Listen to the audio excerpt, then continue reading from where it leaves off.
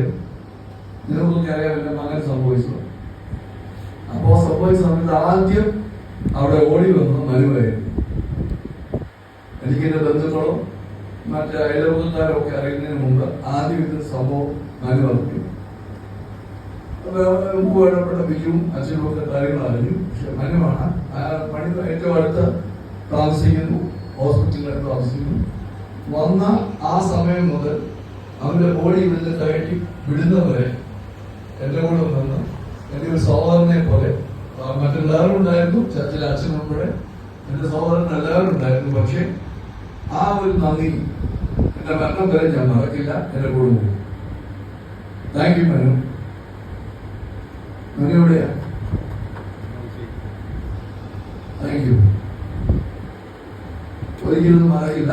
കാര്യം എനിക്ക് എന്റെ കുടുംബത്തിന് ഒരിക്കലും മറക്കാൻ കഴിയാത്ത അനുഭവമാണ്.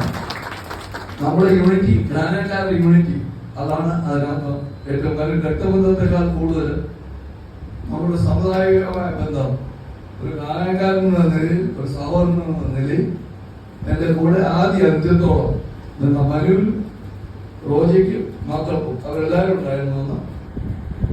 ആ ഒരു നന്ദി, ആ ഒരു സ്നേഹം ഒരിക്കലും ഞാൻ മറക്കില്ല. Thank you. All the best for your family. Thank you.